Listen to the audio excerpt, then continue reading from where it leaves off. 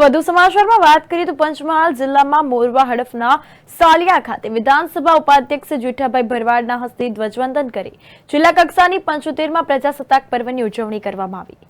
આ અંતર્ગત સમગ્ર ગુજરાત સહિત દેશભરમાં ઠેર ઠેર 75માં પ્રજાસત્તાક પર્વની ઉજવણી કરવામાં આવી હતી। ત્યારે પંચમહાલ જિલ્લાના મોરવા હડફ તાલુકાના સાલિયા ખાતે આવેલી જે.આર.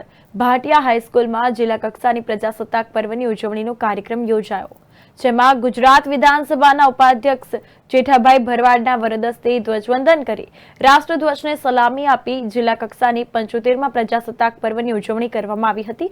જિલ્લા કક્ષાના પ્રજાસત્તાક પર્વના કાર્યક્રમમાં જિલ્લા collector Ashish Kumar, range IG આર.વી.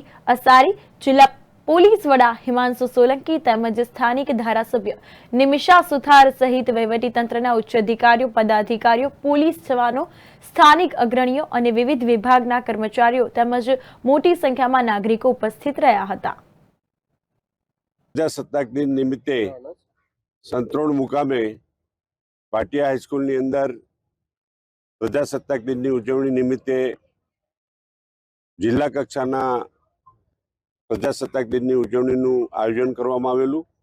તે આયોજનના નિમિત્તે આજે વિવિધ પ્રોગ્રામો, રાષ્ટ્રગીતો અને વિવિધ શાળાના વિદ્યાર્થીઓ તેમજ અધિકારીઓએ જે સારી કામગીરી તેઓને પણ એમના પ્રમાણપત્રો આપીને તેમનું સન્માન કરવામાં આવ્યું।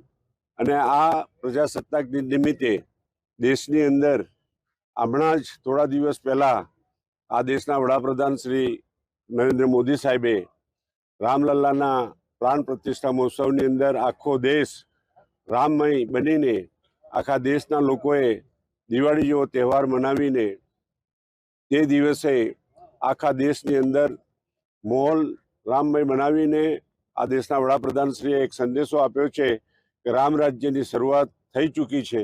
એટલે આજે પ્રજાસત્તાક દિન નિમિત્તે દેશના તમામ પ્રજાજનોને રાષ્ટ્રના હિત માટે, રાષ્ટ્રની સલામતી માટે અને રાષ્ટ્ર માટે કંઈક ને કંઈક આપણે બધાએ કરવું જોઈએ।